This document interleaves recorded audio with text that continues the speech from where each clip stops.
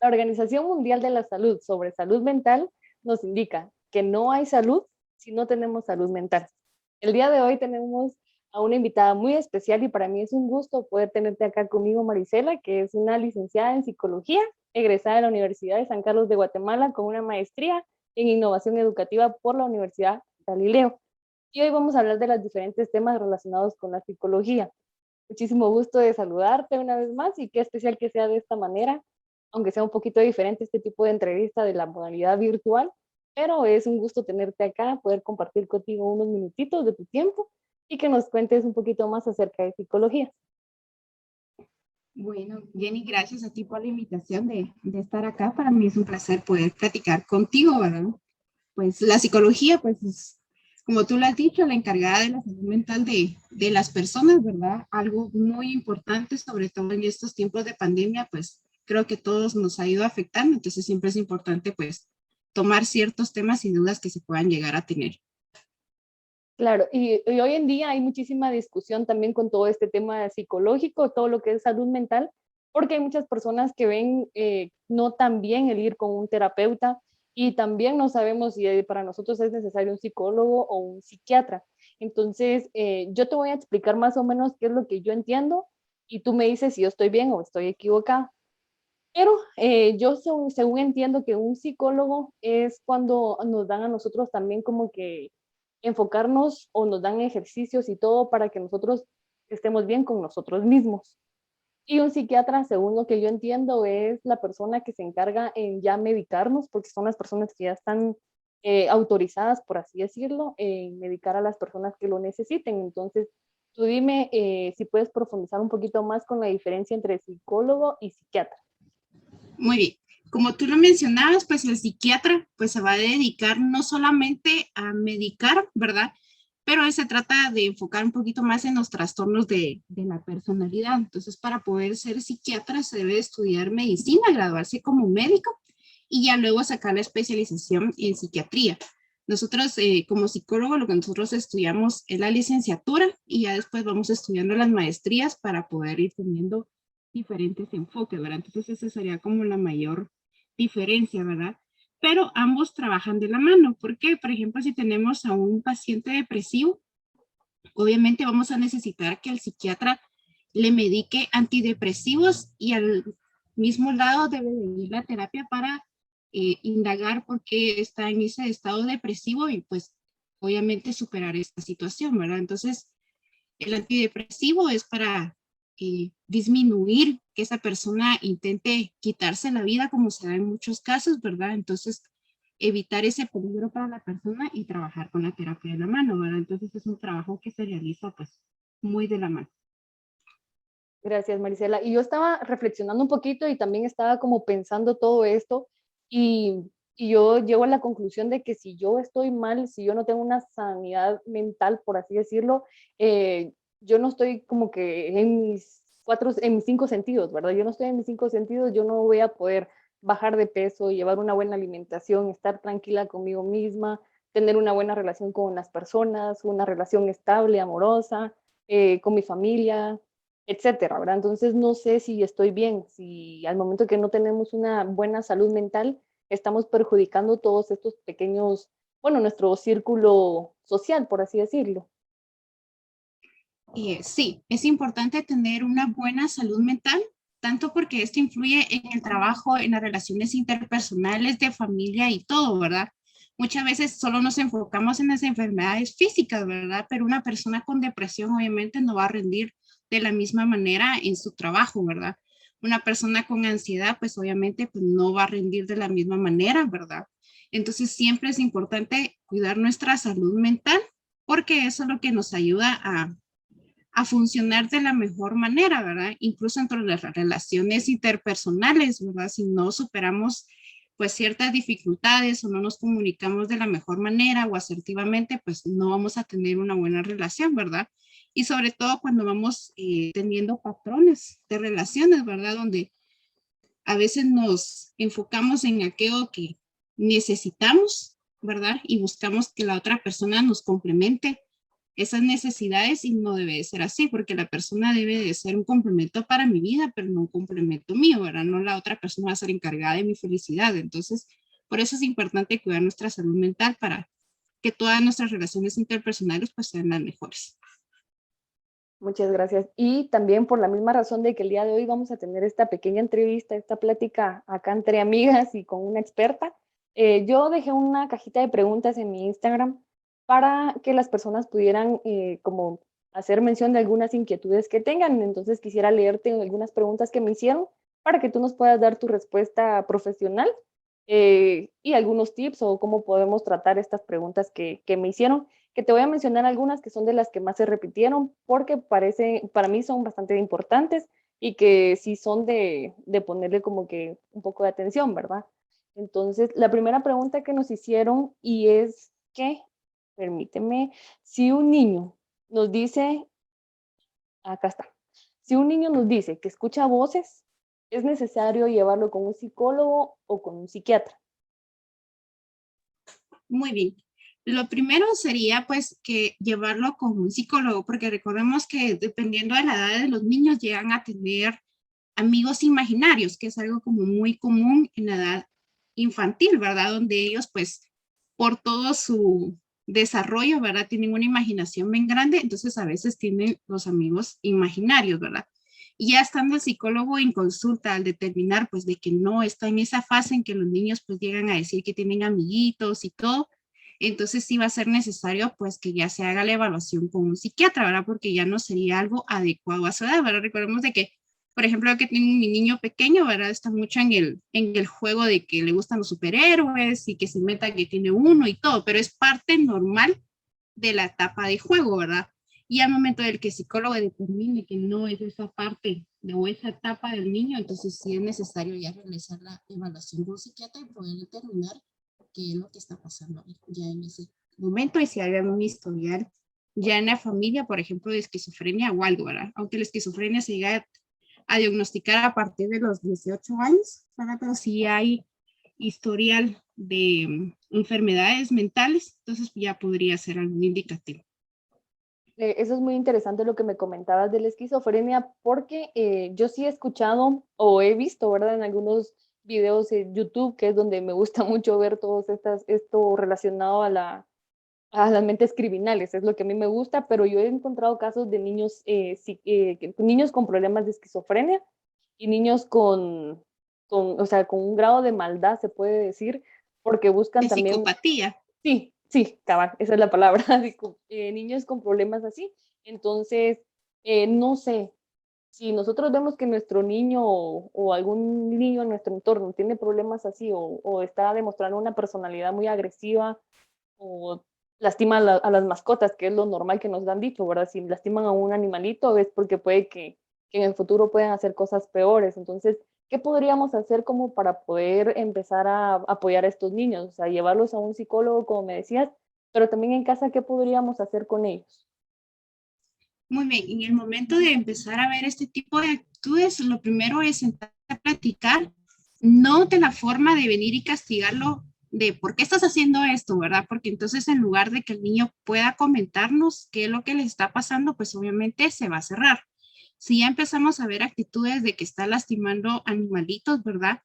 Sería de preguntarle por qué, ¿verdad? Hay niños que te van a decir, es que me gustaría ver qué tiene adentro, ¿verdad? Entonces es como una parte de esa curiosidad, pero entonces hay que saberlo guiar con esa curiosidad, pero sí es importante llevarlo con el psicólogo, ¿verdad? Entonces lo primero, y no hacerlo ver como que es un monstruo en ese momento, porque si no, entonces al momento de llegar con el psicólogo, pues él no va a reaccionar de la mejor manera, ¿verdad? Porque va a ver a qué va de soy un monstruo y me van a llevar con alguien para que me arregle, por así decirlo, ¿verdad? Entonces, sí es importante que nosotros como papás, pues obviamente les indiquemos a ellos, ¿verdad? Cómo se debe tratar un animalito, cómo es el trato que se da por los demás. Recordemos que cuando los niños son muy pequeños, también por imitación, a veces ven que papá o mamá le pega al perrito, ¿verdad? Entonces ellos empiezan a pegarle, ¿verdad? Entonces es ahí también donde van los patrones de crianza, donde nosotros también como papá debemos de analizar cómo actuamos delante de nuestros hijos, ¿verdad? Pero si ya empezamos a ver este tipo de actitudes, pues es necesario, obviamente, recurrir lo más pronto posible con un psicólogo para ya empezar el tratamiento, ¿verdad? Ah, bueno. Y aprovechando ya, esta es la segunda pregunta que tenemos, nos dice, mi hija dice mucho la palabra morir. Esto se refiere a de que si ella se cae y se lastima y le duele mucho, dice, me quiero morir. Si la regañan, dice, me quiero morir. Entonces, para la niña todo es siempre responder que se quiere morir. Cualquier cosita, en lugar de enfrentar el problema o algo, ella siempre está como, la mamá piensa que es como un tipo de amenaza, que ella dice que se quiere morir. Entonces, sí puede pasar que para la edad de un niño esté amenazando con la muerte o solo lo mencionan por mencionarlo, no porque ellos lo quieran llevar a hacer, ¿verdad? No sé cómo lo ves tú. Ah, bueno, ahí pues sería de indagar un poquito más, ¿verdad? Pero, por ejemplo, a veces nosotros de adultos utilizamos esas expresiones, ¿verdad? Así como, ay, me quiero morir, ¿verdad? Y a veces lo tomamos tan a la ligera. Y como mencionaba anteriormente, pues los niños empiezan a imitar todo eso, ¿verdad? Entonces sea como su mecanismo, ¿verdad? Y tal vez recuerda que los niños también, pues, analizan muy bien y se empiezan a ver que después de decir, me quiero morir, en lugar de recibir un regaño o algo, entonces ya dicen así como, utiliza esta frase, con esto evito que me digan o me regañen, ¿verdad? Por lo que hice. Pero también hay que analizar todo lo demás, ¿verdad? Porque si ya es un niño que ha empezado a dejar las actividades que siempre le han gustado, que ya no le gusta estudiar, que ya no duerme bien, entonces ahí sería de analizar si realmente tal vez el niño pueda estar entrando en depresión, ¿verdad? Sobre todo si en el entorno se vio pues alguna pérdida familiar, ¿verdad? Separación de los papás, violencia intrafamiliar, ¿verdad? Entonces eso ya son atenuantes de que tal vez el niño pues no quiera pues vivir, ¿verdad? Entonces no se debe de tomar a la ligera en ninguno de los casos, ¿verdad? Ya sea porque el niño quiere evitar algún regaño o algún castigo, o como por ejemplo si ya está todo esto, lo demás que yo mencionaba, buscar la ayuda profesional, ¿verdad? Porque no se debe dejar a la ligera, nunca hay que tomar, ahí sí que como broma, ¿verdad? Si un niño menciona eso, ¿verdad? Porque puede que esté entrando en depresión, entonces es necesario pues poder tener la ayuda necesaria, ¿verdad? Tanto a los papás como a los niños, ¿verdad? Porque cuando se trabaja con niños siempre se trabaja con papás, ¿verdad? Porque son los encargados, entonces siempre va la terapia de la mano, ¿verdad? Entonces, a veces hay papás que dicen, le traigo a mi hijo, ¿verdad? Entonces uno siempre empieza trabajando con los papás, ¿verdad? Porque uno debe de conocer todo el entorno, ¿verdad? Y como son niños, entonces entra uno de papá también a hacer su proceso terapéutico para poder ayudar a nuestro niño, ¿verdad? Y eso es algo importante que los papás sepan, que siempre se va a trabajar con ellos y se va a trabajar con el niño. No va a ser solo como, dejo aquí el niño, ¿verdad? Que trabaje la psicóloga, no, también debe de estar ellos a terapia. En terapia. Muy bien. En nuestra tercera pregunta nos mencionan que su niña cada vez que va a la escuelita se hace pipí. No lo hace cuando van de paseo un fin de semana o cuando salen todo el día, nunca lo hace, pero cuando va a estudiar siempre se hace pipí en el pantalón. Entonces, ¿esto a qué se debe? Bueno, ahí podrían haber diversos factores, ¿verdad? Como desde un desapego, ¿verdad? Con la mamá o con el papá, ¿verdad? O como puede haber un atenuante en la escuela, ¿verdad? Por ejemplo, una maestra que la regaña muy fuerte, un compañerito que la esté molestando, ¿verdad? Entonces, si es solamente en la escuela, pues habría que identificar qué es lo que está provocando ahí, ¿verdad? Recordemos que a veces cuando los niños están en edad escolar y tienen una maestra bastante fuerte y si en casa pues es diferente el sistema de crianza, o pues obviamente él va a actuar de esa manera, ¿verdad? Hacerse pipí, ¿verdad? Porque es como no poder controlar. Entonces es necesario poder evaluar cómo se está relacionando con su maestra, con sus demás compañeritos, ¿verdad? Entonces, que un niño tenga una regresión, ¿verdad? Como el poder hacerse otra vez pipí, a veces también es indicativo de abuso sexual. Entonces, siempre es importante estar pendiente de todo eso, ¿verdad? Entonces, pongámosle si la niña se está haciendo pipí en el colegio, ya no es alegre, ya no le gusta hacer sus tareas, se empezó a aislar, ya no duerme o duerme mucho, come poco, come mucho, entonces ahí sería de poder evaluar, ¿verdad? Entonces, pero en cualquiera de los dos casos sí es necesario poder platicar, ¿verdad? Entonces, ahí entra el psicólogo a realizar entrevista, por ejemplo, con la maestra titular, a platicar con la niña, cómo se siente en su ambiente y todo. Por eso es importante los canales de comunicaciones con los papás, para que nuestros hijos nos puedan explicar qué es lo que sienten, ¿verdad? Y sobre todo que ellos puedan mencionar las emociones, ¿verdad? Porque a veces Ellos dicen, me siento mal, ¿verdad? Pero no les enseñamos a decir si tengo miedo, si estoy enojado, si me siento triste, y es importante que yo lo pueda manifestar. Entonces siempre es importante tener ese canal de comunicación ahí con ellos. Comunicación con los hijos y con los docentes, eso sería muy importante, ¿verdad? Exactamente, Para ver para el poder ver, comportamiento. Ujú. así es. Bueno, en la siguiente pregunta nos hacen la mención de que hay una niña, bueno, una señorita en este caso, de que ella siente que es un problema interno, pero quiere saber si es así, porque ella cuenta todo. O sea, ella va caminando en las calles y cuenta cuántos carros van, cuántas personas pasan al lado de ella, em, los pasos que ella va dando. O sea, ella va contando todo o sea, lo hace inconsciente, ¿verdad? Ella va caminando y de repente empieza a contar, pero en su inconsciente se da cuenta que está contando todo lo que ve, los pasos, cuántas calles ha caminado, cuántos carros pasaron, cuántas personas caminaron a su alrededor. Entonces, ¿a qué se puede deber esto? Bueno, aquí podríamos estar presente frente a un trastorno obsesivo compulsivo, ¿verdad? Pero sería de evaluar un poquito más desde cuándo están esas obsesiones o esas compulsiones, ¿verdad? Las compulsiones sería como el estar contando, ¿verdad? Personas que, por ejemplo, al salir de su casa deben de cerrar 3 veces con llave, ¿verdad? Para estar seguros de que eso pasó, ¿verdad? O, por ejemplo, no tocar las líneas, ¿verdad? O tocar el timbre 3 veces, ¿verdad? A veces va relacionado siempre a un número. Y las obsesiones van relacionados, por ejemplo, de que si no cierro 3 veces, me va a pasar algo malo, ¿verdad? La casa se va a incendiar. Entonces, por lo regular, va muy relacionado a las compulsiones con las obsesiones, ¿verdad? Entonces habría que determinar, pues, si eso ha sido desde pequeña o si empezó hace poco, si hubo un acontecimiento que lo inició, ¿verdad? Que puede ser algún trauma por el que haya pasado y entonces estas compulsiones la ayudan a ella pues a estar tranquila, ¿verdad? Pero sí sería determinar desde hace cuánto se da esta situación y si es en todas las situaciones o es específicamente en solo ciertas situaciones, porque si son solo ciertas situaciones sería de evaluar el por qué en esa situación específica se desencadena esa convulsión o esa obsesión. Ya, justo eso, lo que mencionabas también iba relacionado con la pregunta número 5, que era de por qué regresan siempre a la casa a ver si cerraron bien, si apagaron el chorro, si las luces se quedaron apagadas, o sea, todos estos que al final no sé por qué nos pasa, porque yo también me incluyo algunas veces que vamos ya de camino y empezamos, no apague la luz o no cerrar la puerta o cosas así.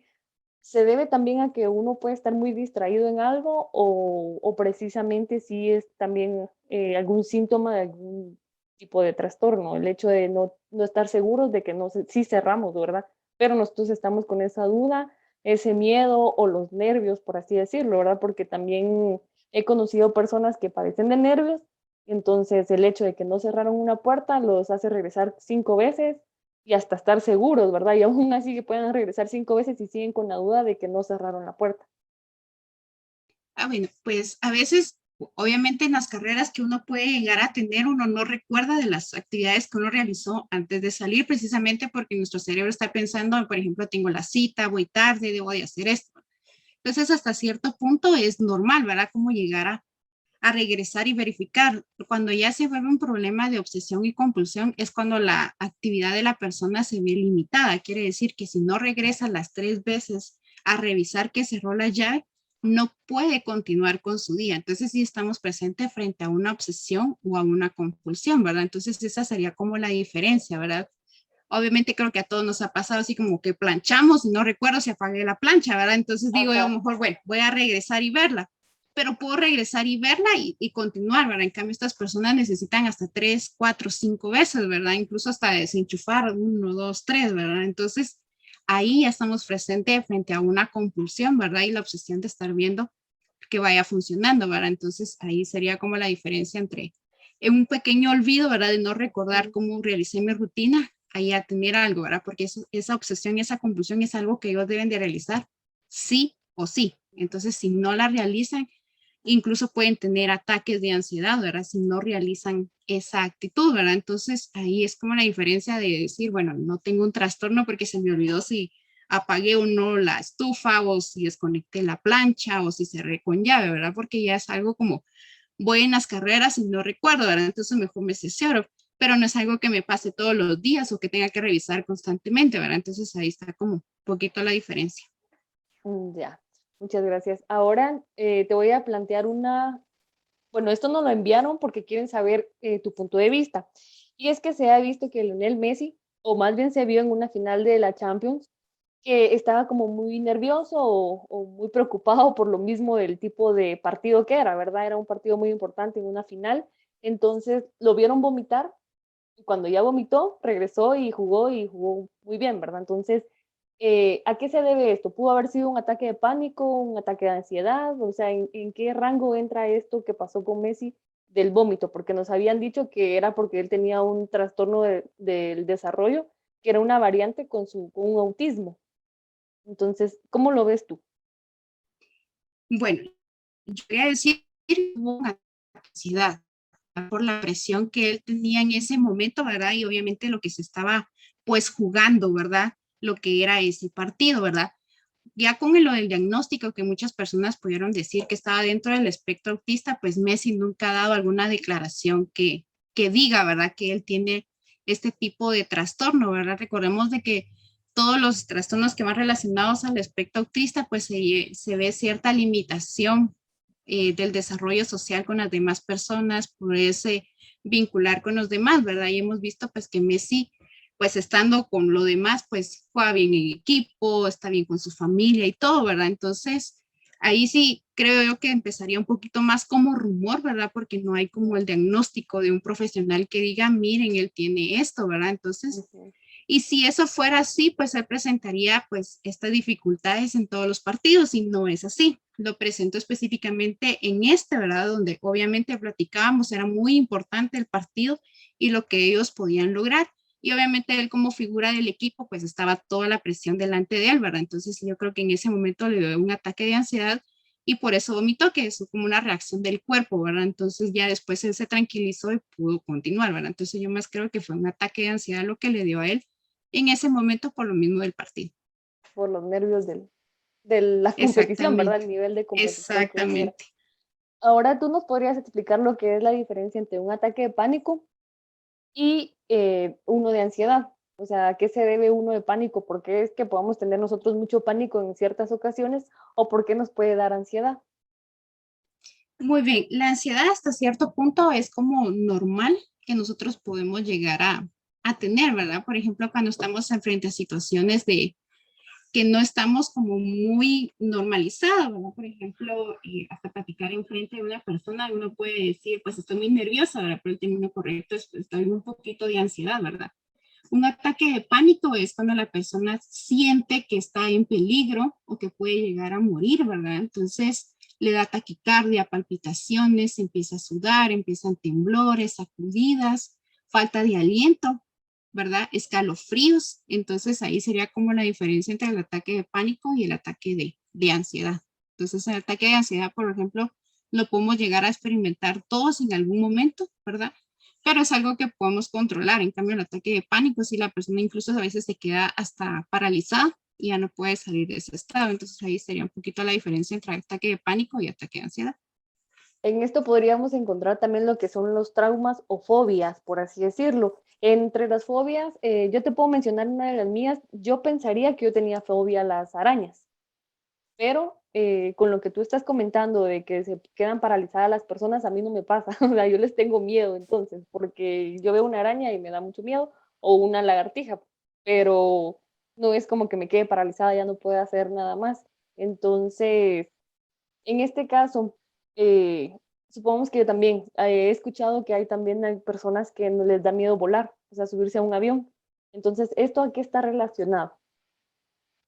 Bueno, tenemos de hacer la diferencia, como tú lo decías, entre fobia y miedo, ¿verdad? Porque tú, por ejemplo, le tienes miedo a las arañas, pero tú no te quedas paralizada, no empiezas a Ujú. sudar, no quiere decir que ya no salgas de tu casa porque vistes una araña, ¿verdad? Entonces, ya cuando se tiene fobia, por ejemplo, la fobia a volar es aerofobia, ¿verdad? Son personas que ya no pueden tomar los vuelos, ¿verdad? No es lo mismo que yo ya tengo vuelo y toda la sacudida que da el avión para poder salir. Yo tengo miedo, pero voy ahí, es algo que puedo controlar. En ese momento puedo estar muy ansiosa y todo, pero es algo que pasa. En cambio, una persona que tiene fobia le puede dar un ataque de pánico en ese momento que hace paralizada y no subir al avión, ¿verdad? Entonces ahí sería como marcar la diferencia, que muchas veces decimos, ay, es que le tengo fobia a las arañas o le tengo fobia a las culebras, ¿verdad? Ujú. Pero veo una y sí, me da miedo, pero no es aquello de que me quede paralizada, ¿verdad? Entonces sí, la puedo ver y todo, me da miedo, la dejo ahí, pero puedo continuar con mi vida. En cambio, estas personas que le tienen fobia a algo, sí se quedan totalmente paralizadas, ¿verdad? Entonces empiezan a sudar, tienen palpitaciones, entonces ahí sería como la diferencia, ¿verdad? Que comúnmente decimos le tengo fobia a las arañas, a las culebras, ¿verdad? Entonces ahí está como un poquito la diferencia. Con esto que mencionabas de aerofobia, me dijiste, ¿verdad? Sí, Ah, ok. aerofobia. En esto es lo mismo también cuando nosotros estamos como que, o sea, pensando mucho, si vamos a salir de viaje, por ejemplo, en mi caso te voy a comentar una anécdota y es de que yo le tenía miedo, entonces cuando era el miedo de qué va a pasar cuando despegue el avión, esto y lo otro, y un día antes se me ocurrió la grandiosa idea de ver Destino Final, que es una película donde pasa todo lo del avión y todo. Entonces, cuando ya vas y todo, estás a pensar en estas cosas. Entonces, esto es normal, puede que sea así normal o es de que de verdad uno se mete mucho en esto de hasta pensar que algo malo va a pasar y no poder estar tranquilo, no disfrutar tu viaje porque estás enfocada en lo negativo, ¿verdad? Entonces, ahí también quiero pasar también a un punto muy importante que son los pensamientos negativos. Entonces, que nos cuentes también un poquito más o darnos algunos tips para ya no tener tantos pensamientos negativos, cómo podemos hacer para bloquear esos pensamientos y andar un poquito más positivos en la vida, no estar siempre pensando en lo malo o a cada problema buscarle otro más en lugar de buscarle la solución, ¿verdad? Entonces, ¿qué nos puedes comentar de los pensamientos negativos? Bueno, lo que mencionabas, por ejemplo, de tomar el vuelo, ¿verdad? Pues esos pensamientos negativos, obviamente, pues creo que todos los hemos experimentado, ¿verdad?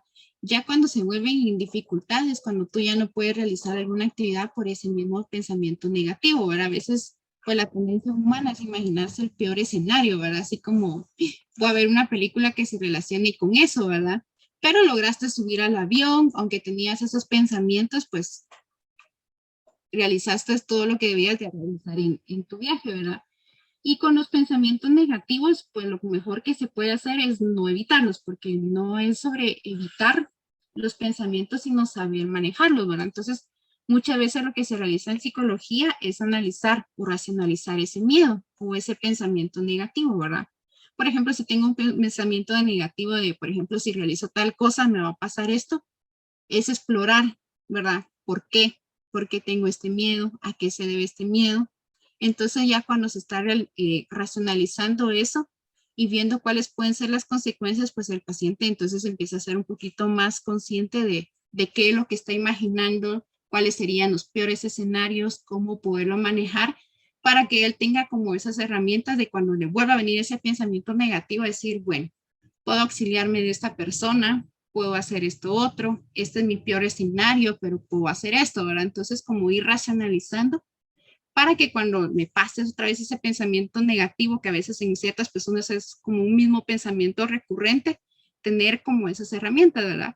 Porque el decir lo voy a evitar, no voy a pensar en él, no funciona, porque al contrario, empiezo a pensar más en eso, ¿verdad? Entonces no me ayuda en nada. Entonces lo importante es ver cuáles son los peores escenarios, cuáles son las personas a las que puedo recurrir, cuáles son las acciones que puedo realizar, ¿verdad? Incluso hasta a qué instituciones puedo acudir. Entonces la persona tiene todas esas herramientas para que cuando venga ese pensamiento negativo, decir, no, tengo esto otro, y le da estructura, y es lo que lo va ayudando a ir superando esos pensamientos negativos.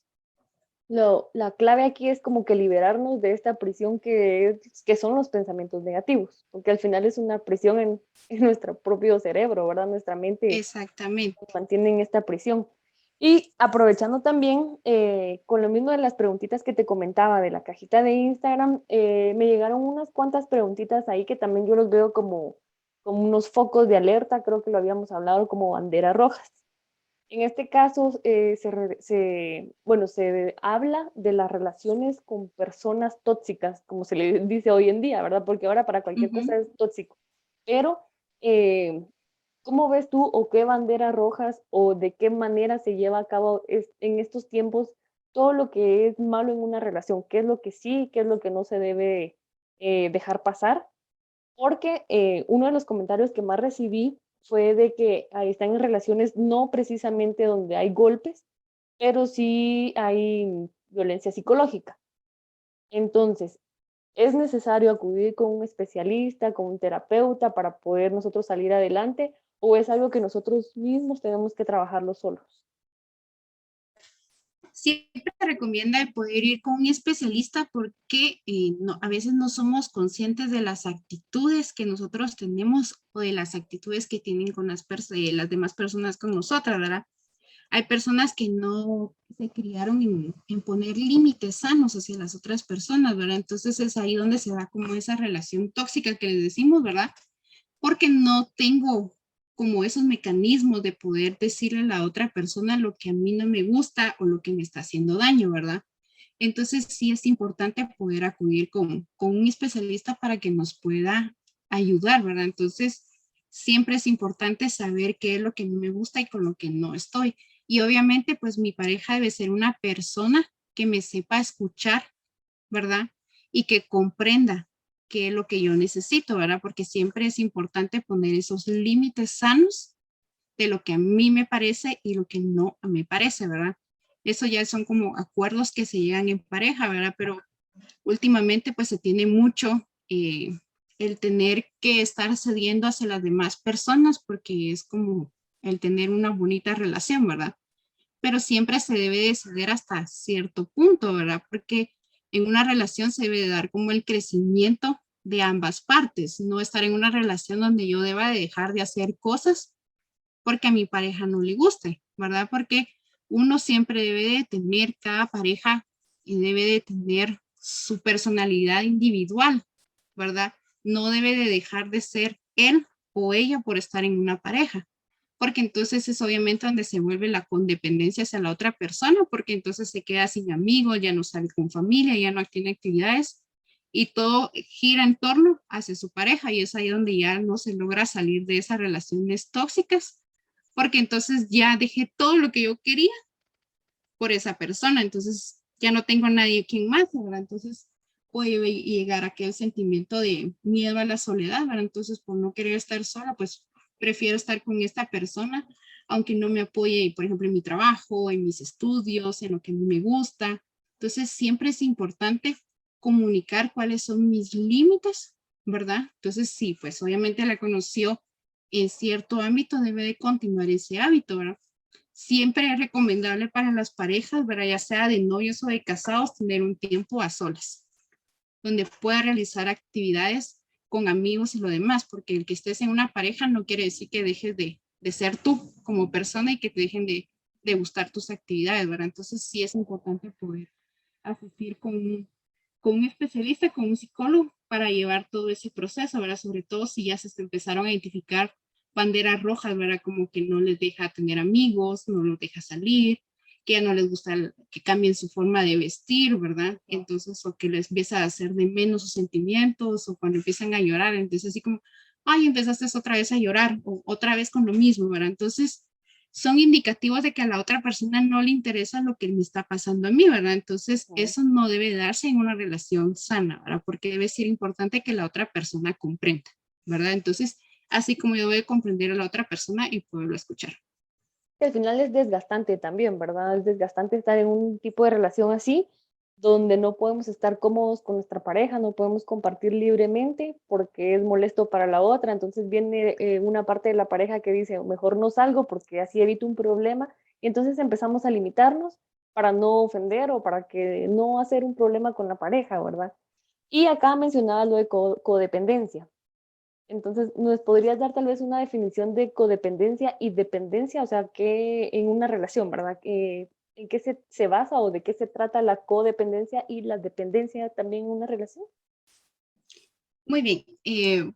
Yo tenía una catedrática en la universidad que decía que nosotros no buscamos nuestra media naranja, sino la mitad de nuestro complemento, ¿verdad? Que era, por ejemplo, algún trastorno o algo, ¿verdad? Entonces, esa codependencia se lleva cuando yo tengo que cubrir una necesidad, pero no la puedo cubrir yo misma, entonces busco que alguien la cubra por mí.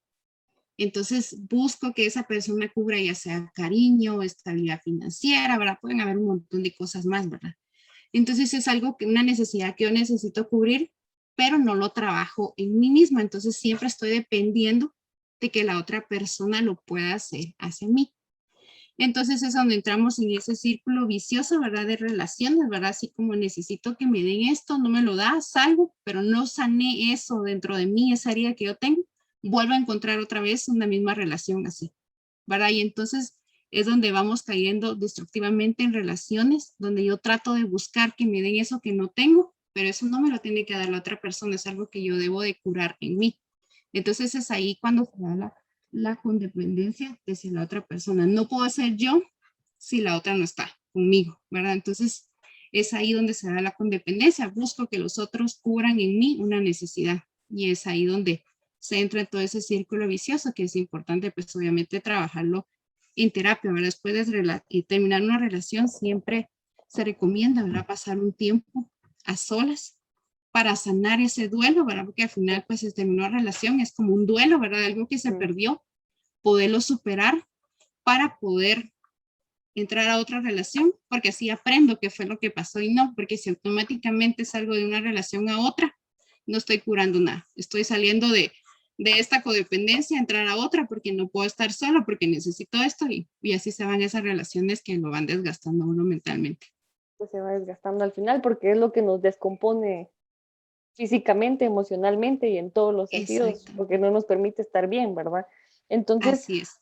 hablando de parejas y todo esto, hay un tema muy importante que es el pasado. Es todo para todo en la vida, tanto laboral como personal.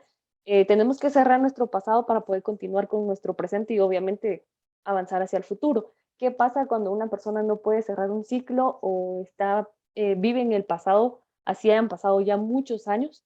Supongamos de que tuve una relación hace, ¿qué te digo? Unos 5, 8 años, por ejemplo, y yo sigo traumada con esto, porque es un trauma, siento yo, ¿verdad? No sé, tú me dirás, tú que eres la experta, me vas a informar si está bien así, que esta persona esté obsesionada con el pasado o con el recuerdo de esa relación o ese matrimonio o esa amistad, porque puede haber también amistades, y no les permite avanzar. Acá, ¿qué se puede hacer para, o qué les recomiendas a estas personas que no logran cerrar un ciclo y avanzar con su vida? Así la otra persona ya haya avanzado, ya haya continuado con su vida y esté ahí sí que al 100 feliz, en otra relación y todo, pero esta otra persona no logró, ¿verdad? Esa persona sigue en el pasado. ¿Qué es lo que se puede hacer en este caso? ¿Qué les recomiendas? Bueno, si lo mencionabas tú, pues es un trauma, ¿verdad? A veces muchas personas creen que un trauma es, por ejemplo, ver que mataron a alguien, pasar un accidente, pero no, trauma siempre es algo que nos debilita a nosotros o que nos ha provocado, pues, algún choque, ¿verdad? Y en el caso de las personas que no han logrado superar, pues, ciertas situaciones, muchas veces se debe a que las personas lo evitan, ¿verdad? Se tiene muy confundido el afrontar con el evitar, ¿verdad? Porque a veces es como, no hablo en voz alta de lo que me pasa porque eso sería afrontar mi problema, ¿verdad? Y Ujú. muchas veces como se da en una relación, ¿verdad? Entonces es algo así como una relación y decir, bueno, lo que está ahorita muy de moda, no me dolió, busco a alguien más, ¿verdad? Pero no se está afrontando lo que pasó, no estoy analizando qué fue lo que pasó, ¿verdad? Entonces, si yo no analizo eso, si yo no afronto eso, si yo no vivo esa pérdida, si yo no vivo ese enojo, entonces siempre vamos a estar repitiendo esos ciclos, ¿verdad? Por eso es importante que yo pueda hablar con alguien sobre cómo me siento, cómo me hizo sentir esa relación, ¿verdad? Porque muchas personas lo que dicen es, a mí no me pasó nada, lo evito, como una barrerita aquí de, no me pasó nada, aquí sigo para adelante, todo bien, no lloro, no me enojo, nada, y sigo con mi vida como que si no hubiera pasado nada, pero entonces ahí lo que estoy haciendo es negando el problema, y si yo sigo negando el problema, pues van a haber ciertas situaciones que me van a recordar el trauma por el que viví, ¿verdad? Entonces pueda que alguna actitud que me hizo mi pareja, que nunca se lo dije y que yo todavía lo tengo acá, pero no lo hablé, estoy conociendo a alguien nuevo, lo repite, me vuelve a recordar esa herida porque no la sané, solo la tengo así como olvidadita aquí, no quiero saber nada de ella. Entonces obviamente se vuelve otra vez ese sentimiento, pero no lo quiero afrontar, entonces ¿qué lo hago? Supuestamente lo dejo ahí y continúo con mi vida normal y me vuelvo a encontrar con esa misma situación, ya sea con familiares, con amigos, que me va cayendo en ese círculo. Por eso es importante, como te mencionaba anteriormente, el poder vivir ese duelo cuando se termina una relación en pareja, porque siempre es importante poder analizar qué fue lo que llegó a pasar, ¿verdad? Porque no es lo mismo decir, continúo todo como que no era nada pasado, hasta llorarlo, platicarlo, ¿verdad? Porque siempre es importante poder superar eso. Entonces, sí, es necesario poder buscar a un especialista. Perfecto. Y ahora pasamos a este otro punto que es cómo hacer cuando un trauma no lo podemos soltar. Y esto va relacionado con lo que, con las parejas, ¿verdad? Siempre siguiendo en el tema de las parejas, cuando uno de los dos ya no quiere estar en la relación y la otra persona insiste o se queda únicamente por lástima, podríamos decirlo, y está, pero no está la otra persona porque se quedó y ya no quiere estar en esa relación. Entonces, ¿cómo podemos hacer ahí para entender que la otra persona ya no quiere estar con nosotros? O bien la otra persona pueda tomar la responsabilidad de decir, yo ya no quiero, yo me voy, en lugar de quedarse y perder el tiempo, por así decir. Bueno, siempre pues va a haber como los dos papeles en una relación, tanto como la persona que decidió pues romper la relación por sus X o Y motivos, y siempre va a estar la persona pues que la que rompen, ¿verdad? Que es un poquito donde enfrenta más difícil el superar la ruptura, ¿verdad? Por ejemplo, si no se ha hablado de las dificultades, ¿verdad? Porque eso es muchas veces lo que pasa, ¿verdad? No se habla de lo que pasa en una relación, de lo que me gusta, lo que no me gusta, lo que me dañó o no, ¿verdad? Entonces, cuando la persona decide romper, la otra se queda así como, pero si todo estaba bien, entonces es todavía más difícil de asimilar el por qué la otra persona no quiso continuar conmigo. Y muchas veces empezamos a echarnos la culpa a nosotros y decir, de plano, hice mal esto, hice mal aquello, ¿verdad? Entonces, en terapia lo que se trabaja es un poquito de la aceptación, no tanto del de por qué terminó, ¿verdad? Porque nosotros en psicología nunca le vamos a decir a un paciente, mire, termine con su pareja o siga, ¿verdad? Nosotros lo vamos a guiar solo en el proceso de que él vea si esa relación es sana o no para él, ¿verdad? Entonces, por ejemplo, llegan, ¿verdad? Sobre todo para separación de familias, ¿verdad? Dice así como, mire, él decidió o ella decidió terminar el matrimonio, pero yo quiero continuar, ¿verdad? Entonces, empezar a trabajar todas esas emociones para que ella se dé cuenta o él se dé cuenta de por qué se llegó al final de esa relación, ¿verdad? Pero es todo un proceso, ¿verdad? Entonces, siempre se trabaja en lo del proceso de aceptación, ¿verdad? De cómo se fue dando todo, ¿verdad? Entonces, se hace como una pequeña retroalimentación de cómo se dio la relación, qué dificultades había, si había comunicación o no, el tiempo que pasaban juntos, para que la persona vaya como racionalizando y dándose cuenta de cómo era la relación, ¿verdad? Entonces muchas veces cuando se hacen esas preguntas dicen, pues, no nos mirábamos o solo nos miramos en la noche, o a veces pues ya no compartíamos tiempo juntos, incluso la vida sexual, ¿verdad? Entonces ya cuando la persona empieza a hacer todo eso, dice como, sí, la relación terminó, pero yo no había querido dar ese paso. Y sobre todo si la persona tiene como esa herida de abandono de la infancia, va a ser más difícil poderse soltar hacia esa persona. Por eso es importante, como tú lo decías, ir cuidando todo eso del pasado, para que eso obviamente no nos repercuta en las relaciones que tenemos presentes o a futuro. Sí, y lo importante del duelo también yo lo veo de esta manera y es porque tengo una persona conocida, bastante cercana, que nunca se da su duelo en las relaciones. Entonces, como tú decías, brincan de una relación a la otra y el modelo de la persona es el mismo, solo que con diferente cara y diferente cuerpo, pero es el mismo, es la misma relación, los mismos patrones, lo mismo todo, porque imagino que esto se da precisamente porque no se vive el duelo adecuado. Entonces, por lo mismo, es de que brincan de uno a otro y siempre es el mismo patán, ¿verdad? Porque al final sale una persona que no es merecedora de esta persona, pero es por lo mismo de que no se ha dado el duelo y no se ha dado el tiempo necesario para sanarse también ella directamente. Exactamente, entonces si no sanamos lo que nosotros tenemos dentro, pues obviamente siempre vamos a necesitar de esa otra persona, ¿verdad? Y tristemente vamos a buscar los mismos patrones inconscientemente, obviamente, ¿verdad? De caer en lo mismo, por eso es importante ir a terapia y obviamente sanar todas esas heridas que por lo regular se dan en la infancia, ¿verdad? Que nosotros podemos llegar a tener para ser conscientes de qué fue lo que me atrajo hacia esa persona, ¿verdad? Media vez soy consciente de eso y logro sanar mi vida, la próxima relación, pues estaré alerta de decir, no, son las mismas actitudes, es el mismo patrón, ¿verdad? Pero entonces yo ya soy consciente de esas actitudes, tanto mías como de la otra persona, y es más fácil poner los límites y decir, no, este no es mi lugar y salir. Sino como tú lo decías, repetimos patrones, ¿verdad? De la misma patología y nos vamos, ¿verdad? Como tratando de reafirmar así como, no, todos los hombres son malos, entonces me Ujú. consigo todos los hombres malos, ¿verdad? Pero es algo inconsciente, entonces es importante por eso hacer ese proceso que se da en terapia. Muchas gracias, Marisela. Y como última pregunta, ya para cerrar el tema de las relaciones de pareja, ¿qué consejo le podrías dar como experta, ¿verdad? Como profesional a una persona que todavía no es consciente de que todo lo que tiene no lo debería de aguantar, porque están pasando, la están pisoteando o lo están haciendo de menos o no ven la capacidad que tiene, no lo valoran en sí. Entonces, ¿qué consejo le podrías dar a una persona así? Porque como tú acabas de comentarlo, no pueden ustedes como psicólogos, expertos o terapeutas, no pueden venir y decirle termina esta relación, ¿verdad? Sino que ustedes se guían más como en aconsejarlo o darle como que lo que ustedes han estudiado es precisamente enseñarles de qué manera las cosas no están bien y qué es lo que no deberían aguantar, pero no pueden decirle no, ¿verdad? Entonces, ¿tú qué consejo le podrías dar a estas parejas que están pasando por esto de una relación que no está bien y que sí debería, ¿verdad? Aunque no podemos decirles terminen, que debería terminar una relación así, ¿qué consejo les puedes dar a esas parejas?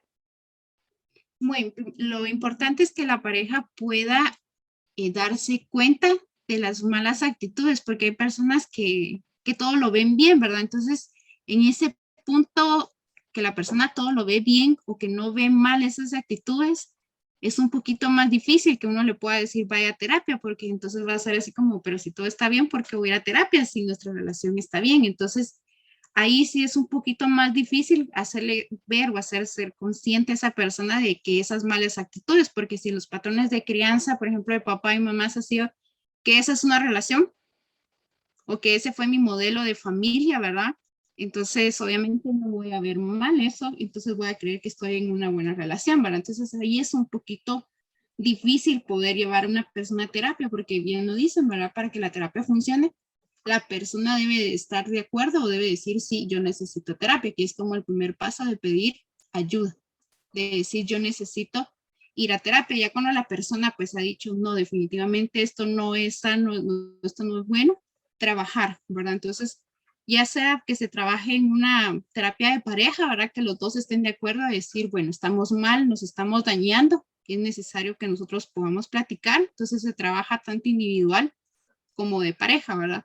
Tanto individual para ir viendo cuáles son las heridas que tiene cada persona y ya de pareja, que es la dinámica que ellos manejan y poderlo salir, ¿verdad? Entonces, primer consejo sería buscar la ayuda profesional y si todavía no se sienten listos para buscar a un psicólogo, ¿verdad? Porque está como el estigma de todo el que busca psicología o busca terapia, ¿verdad? Está loco. Poderlo platicar con una persona de confianza, ¿verdad? Entonces ya con eso también uno se va desahogando y también uno puede ir haciendo insight de esas actitudes que no son buenas, ¿verdad? Entonces, ahí sería como los dos caminos que se podrían llegar a tomar. Muchas gracias. Entonces, con esto terminamos lo que es las relaciones de pareja. Y ahorita quisiera entrar con lo que son los filtros. Supongamos los filtros de Instagram, que venimos, colocamos un filtro y todos nos vemos hermosos porque tenemos una nariz hermosa, unos pómulos, maquillaje, pestañas, tenemos todo lo que muchas personas realmente no somos, ¿verdad? Todos tenemos defectos porque somos humanos, ¿verdad? Todos tenemos más de alguna cosita que no está bien. Pero, ¿qué pasa con estos falsos filtros que se están dando mucho en esta actualidad con los jóvenes? Y que hay niñas y niños, ¿verdad?, que están imitando modelos que no son reales. Ven una cinturita de 20 centímetros y quieren tenerla, entonces dejan de comer, vomitan, que es lo que es la bulimia, ¿verdad? Cuando se provocan el vómito. Entonces, ¿cómo podemos hacer para nosotros tener un poquito de control sobre los niños de la casa o los jóvenes de la casa que estén llevando una buena alimentación, que no nos estén engañando? Porque muchas veces eso pasa, engañan a los papás que están comiendo y luego nosotros no nos damos cuenta de lo que pueden estar haciendo encerrados en su baño o algo por el estilo. Entonces, ¿cómo podemos nosotros, aparte de brindarles comunicación, ¿verdad? Porque al final la base de todo es la comunicación con los hijos, pero de qué manera podemos estar atentos o alertas de llevar una mejor comunicación también, y aparte como que estar alertas de qué están haciendo nuestros hijos con sus amigos, o bien qué están haciendo ellos solos, o cómo están siguiendo estos patrones de bulimia, de anorexia, de buscar estos filtros que no son reales, porque al final no somos así nosotros. Entonces, ¿tú qué pensás de todo esto de los filtros de Instagram? Bueno, pues entonces creo que estos filtros se han creado para mostrarnos de cierta forma a los demás, pues que no somos, ¿verdad? Estamos con estos estereotipos de belleza que nos impone la sociedad, ¿verdad? Entre más lisa y más tersa una piel, pues es mejor. Y obviamente pues está más ligado a los adolescentes porque ellos están en esa búsqueda de identidad, ¿verdad? De saber quiénes son, de amarse a sí mismos, ¿verdad? Entonces es más fácil que ellos puedan llegar en ese consumismo, ¿verdad? De ver a un influencer, ¿verdad? En Instagram o en TikTok que les muestre pues un montón de belleza, ¿verdad? Y pues al final pues es solo eso, ¿verdad? Solo filtros, pero los más vulnerables pues son los jóvenes porque obviamente están buscando esa imagen propia, ¿verdad? Entonces nosotros como papás, primero, obviamente, al momento de las redes sociales, monitorar no solo el tiempo que ellos pasan ahí, ¿verdad? Porque eso también se puede volver en una adicción, ¿verdad? De estar presente siempre en las redes sociales, ¿verdad? Conocer su círculo de amigos, ¿verdad? Y sobre todo fomentar el amor propio en nuestros hijos, porque si desde pequeños les mencionamos que los queremos que tal y como son, que tienen muchas cualidades, entonces ellos van a ir creciendo con ese amor propio, con esa imagen de sí mismas, de amor hacia sí mismo y no se van a ver tanto como, ay, me falta esto, me falta aquello, entonces es un poquito difícil que ellos puedan caer en esto, en este tipo de situaciones, ¿verdad? Pero recordemos de que ellos están en adolescencia, ¿verdad? Obviamente la presión social con los amigos, pues hace a los jóvenes actuar de diferente forma de que si estuvieran de forma individual. Por eso es importante que se lleguen a conocer las amistades que tienen nuestros hijos y que son los pasatiempos que ellos llegan a tener, ¿verdad?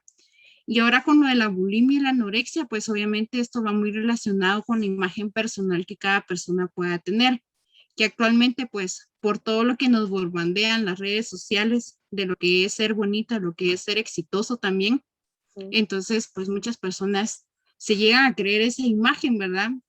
Hace poco también salió una campaña en TikTok, ¿verdad? Sobre no todo lo que ves en las redes sociales es cierto, ¿verdad? De que muchos influencers, pues, mostraban ahí su fotografía de perfección, ¿verdad? Pero al mismo tiempo les mostraban, ¿verdad? Que tenían celulitis o que tenían ciertos defectos en la piel. ¿Por qué eso mismo? Porque son los jóvenes los que están llegando a imitar conductas que no son las más adecuadas. Pero es por este proceso de búsqueda de identidad donde ellos tienden a ser más vulnerables con todo esto, ¿verdad? Entonces, nosotros como papá, siempre de estar llevando a nuestros hijos a las revisiones médicas periódicas que lastimosamente no se realizan, sino solo cuando pues estamos muy enfermos decidimos, bueno, voy a ir con el doctor, ¿verdad? Que me diga, por ejemplo, si estoy malo de tal cosa, que me dé la medicina, pero lo ideal sería tener un control médico cada 6 meses, ¿verdad? Entonces, en ese control médico uno de papá podría ver pues si hay alguna dificultad con mi hijo, si bajó de peso, subió mucho de peso, ¿verdad? Porque también pues se dan las dos cosas, ¿verdad? Y Ujú. obviamente la comunicación con ellos, ¿verdad? No dejarlos mucho tiempo solo, porque a veces son adolescentes y se entran en su cuarto así como, ay, es la adolescencia, ¿verdad? Ahí está en su cuarto y hace lo que él quiere, pero debo de estar pendiente de qué es lo que hace en su cuarto. O sea, sí está en su cuarto, pero ¿qué está haciendo? Está en su computadora, ¿qué es lo que hace? ¿Qué Exacto. juegos, verdad? Porque hasta ahora en los juegos en línea que se tienen, que se juegan con personas de todo el mundo, pues también eso puede llegar a influenciar mucho a los jóvenes, ¿verdad? Entonces, es importante siempre estar en comunicación, pero eso se va a hacer desde pequeños y que nuestros hijos no tengan la confianza.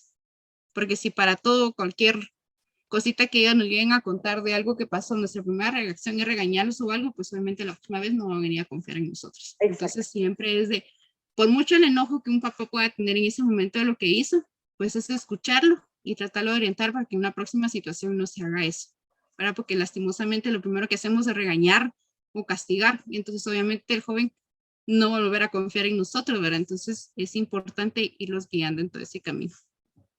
Gracias. Aprovechando ya que estás tocando este tema de los videojuegos, también te quería comentar, y más bien preguntarte, ¿verdad? Yo leí también un reportaje de estos juegos donde los papás dejan la libertad a los niños de usar el teléfono porque están jugando.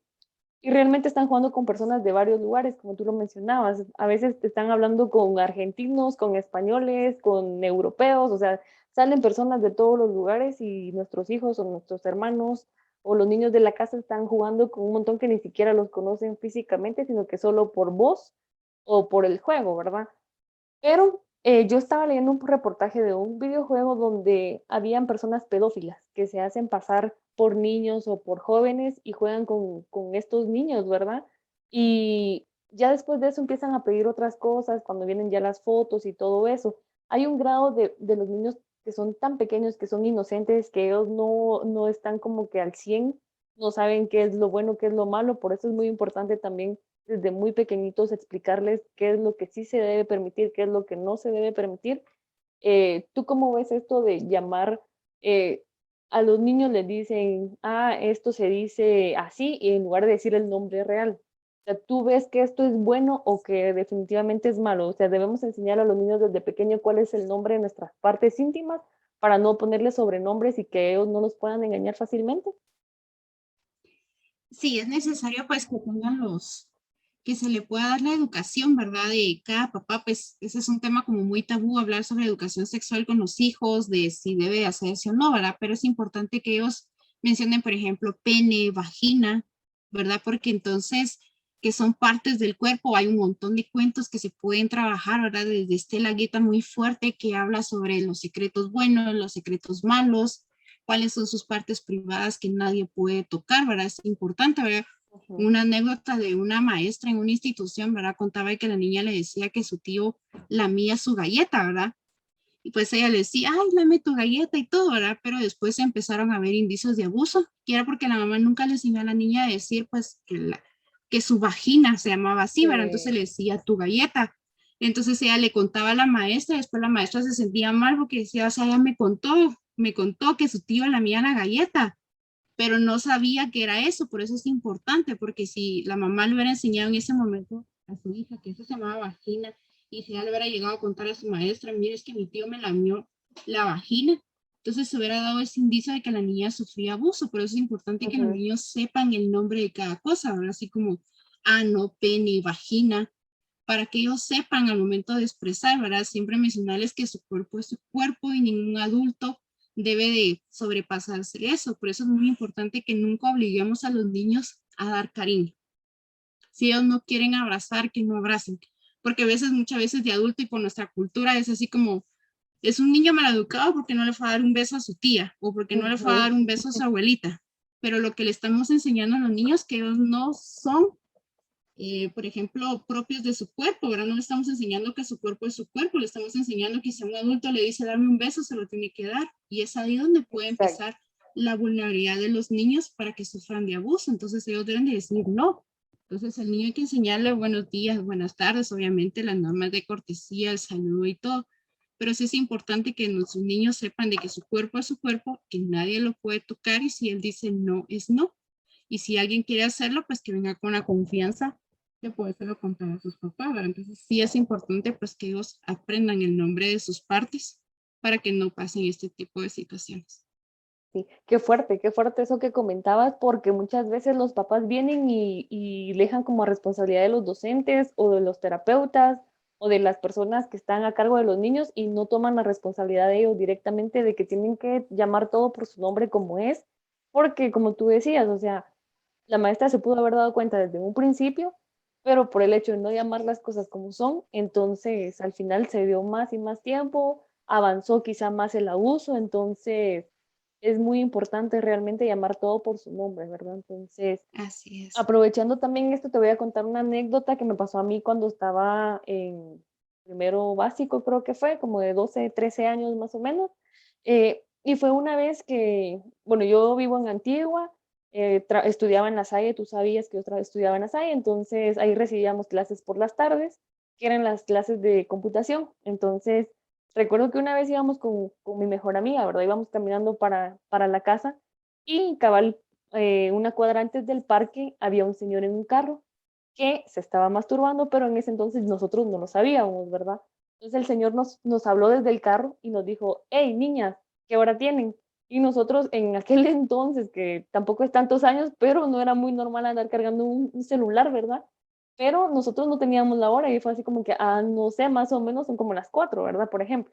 Entonces, cuando nosotros le dimos la respuesta, el Señor dijo, miren, y nos enseñó, ¿verdad? Entonces, mi reacción fue como que, y salir corriendo, esa fue mi reacción, ¿verdad? Tenía 12 años y mi amiga pues se fue también caminando, así como que ahí va y nos fuimos. Entonces, para no hacerte tan largo el cuento, yo llegué a mi casa, llegué bastante asustada. La verdad es que yo tengo una comunicación muy linda con mis papás, que mi mamá muchas veces solo me ve y ya sabe que me pasó algo, o me dice, ¿qué me quieres contar? O más de algo, ¿verdad? Él como que lo intuye, es una gran amiga para mí porque siempre tenemos mucha comunicación.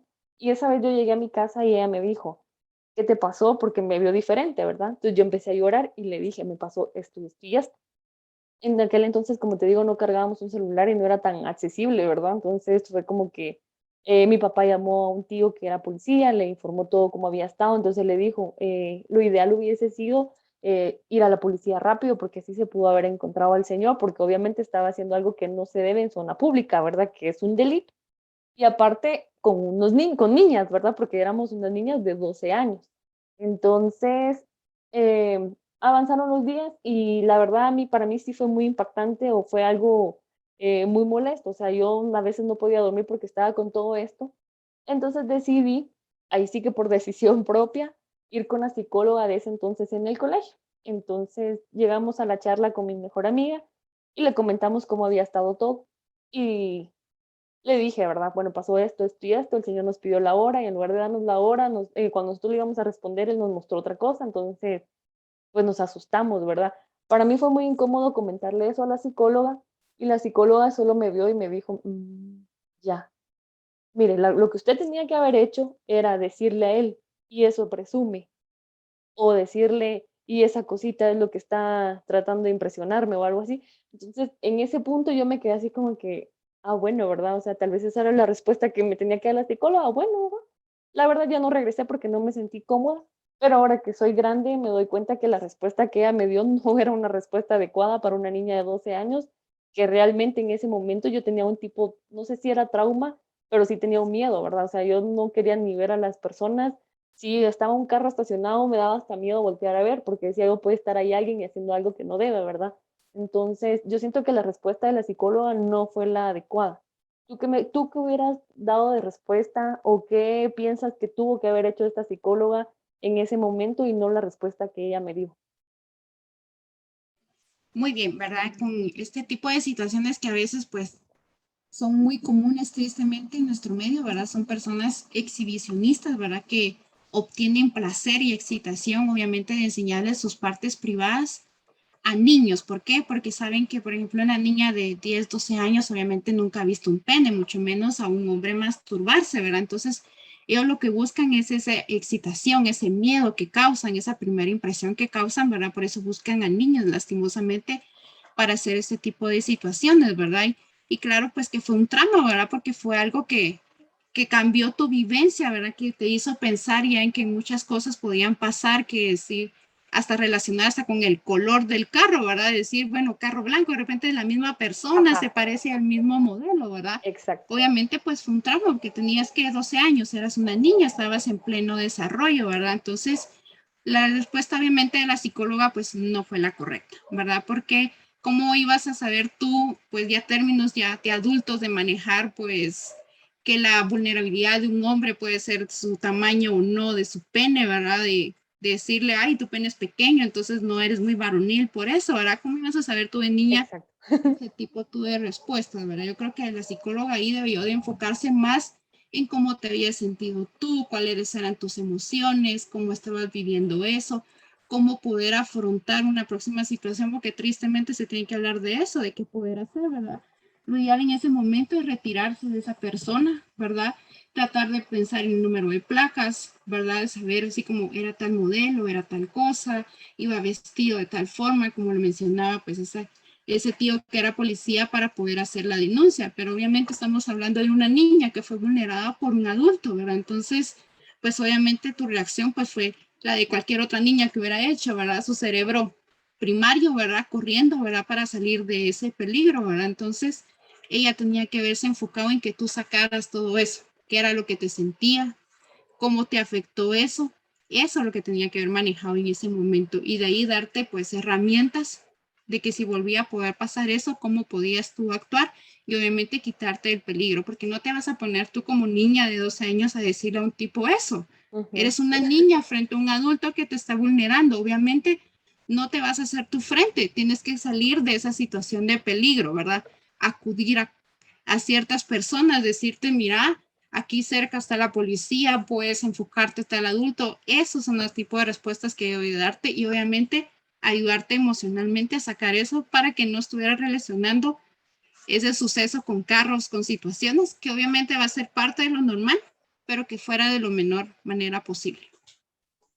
Sí, exactamente. Sí, yo como te digo, a pesar de ser una niña de 12 años, para mí la respuesta fue, o sea, no, decía, no, esto no puede ser el apoyo psicológico que quizá yo necesitaba, ¿verdad? Sino que fue así como que, ok, esto fue lo que me dijo, entonces nunca más regreso con una psicóloga, dije en ese momento, ¿verdad? Exactamente. Entonces, Ujú. ahora de adulta te puedo decir de que sí, o sea, sí es muy importante y con esto ya vamos a cerrar nuestra pequeña entrevista, que la verdad muchas gracias por tu tiempo y por todo, porque todo lo que nos has comentado han sido puntos que muchas veces no sabemos porque no tenemos niños en casa tan pequeños y todo, pero lo importante que es de todo, ¿verdad? De todos los términos que nos has dado, los tipos de trastornos, eh, qué hacer con pensamientos negativos o con ataques de pánico, de ansiedad, llamar las cosas por su nombre, o sea, no hacer sobrenombres a las cosas, porque así no es, ¿verdad? No va a funcionar. Entonces, ya como para ir cerrando todo esto, yo te puedo decir que buscar ayuda profesional o ir con un terapeuta, un psicólogo, es muy importante realmente para nuestra estabilidad emocional.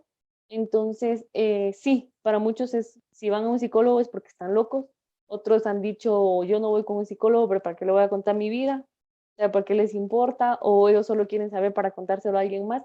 Las cosas no son así, o sea, realmente podemos evitarnos mucho a futuro si empezamos a atacar los problemas desde el inicio. Entonces, ¿tú qué nos puedes decir respecto a lo que se ve el día de hoy, lo importante que es la terapia o lo importante que es acudir con un profesional cuando en casa no tenemos como que los medios? Porque sí están nuestros papás que nos pueden explicar, pero no saben a profundidad los alcances que puede tener algún problema, ¿verdad? Entonces, ¿tú qué nos puedes decir de la importancia de tomar terapias y de abocarnos a un profesional? Bueno, así como cualquier enfermedad, por ejemplo, si tú estás mala del corazón y no puedes trabajar, pues lo mismo, por ejemplo, es la depresión, ¿verdad? No vas a trabajar de la misma manera, pues si tú tienes depresión, ¿verdad? Hablando pues ya de un tema bastante fuerte, ¿verdad? Ujú. Siempre es importante poder acudir a alguien que nos pueda orientar, ¿verdad? Como ya lo mencionabas, pues el psicólogo no le vamos a decir qué hacer, porque el paciente debe hacerse cargo de todas sus acciones, pero la salud mental es muy importante. Si no podemos trabajar con catarro, mucho menos lo vamos a trabajar si tenemos algo que nos aqueja mentalmente, porque nuestro cuerpo está completo, todo desde la mente hasta lo físico, todo es algo integral. Entonces siempre es importante, ¿verdad? Que siempre se tiene el tabú de que ir al psicólogo pues es porque uno está loco, pero no, al contrario.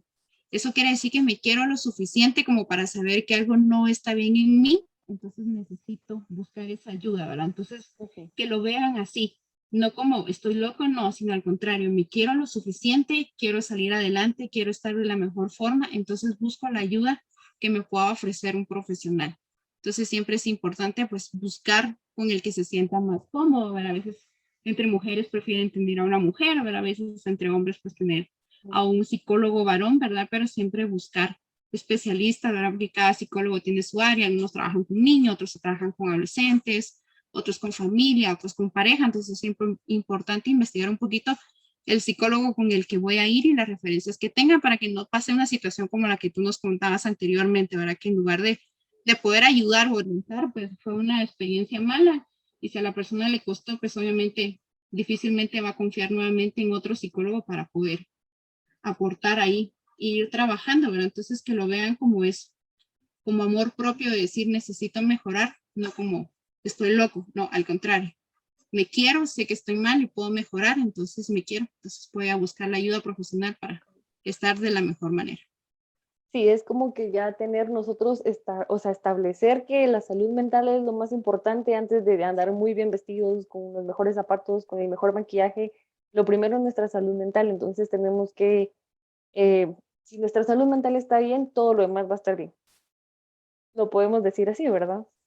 Exactamente, así es, porque media vez estemos mentalmente bien, pues obviamente vamos a afrontar bien todo lo que tengamos en el trabajo, lo de las relaciones, porque si no trabajo mi frustración en el trabajo, no voy a rendir de la mejor manera, voy a rematar con todos mis compañeros de trabajo, lo mismo puede pasar con mi pareja, con mi familia, hasta con mis hijos, ¿verdad? Entonces, algo tan pequeño como la frustración, ¿verdad?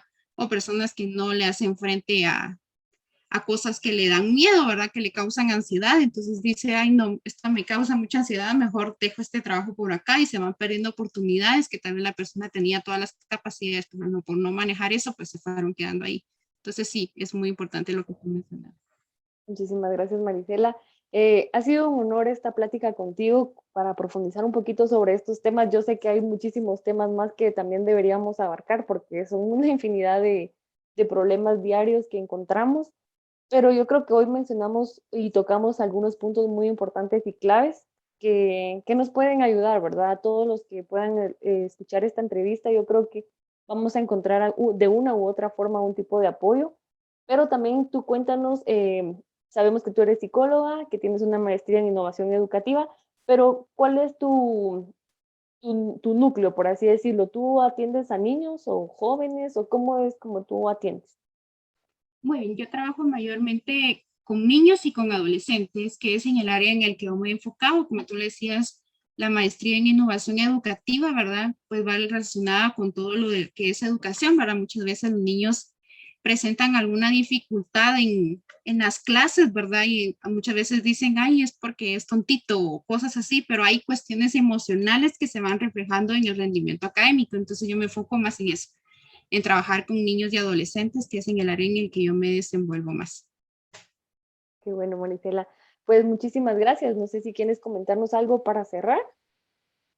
Pues nada más que agradecerte a ti, ¿verdad? Por esta entrevista para que más personas vayan conociendo acerca de la importancia de la que es la salud mental, ¿verdad? De ir conociendo las diferentes dificultades, de irnos cuidando a nosotros mismos, así como cuidamos nuestra piel, como cuidamos cómo nos vestimos, ¿verdad? Cuidar también de nuestra salud mental. Entonces agradecerte a ti por esta entrevista y que la información pues siga corriendo entre más gente que se vaya informando más acerca de lo que es la salud mental.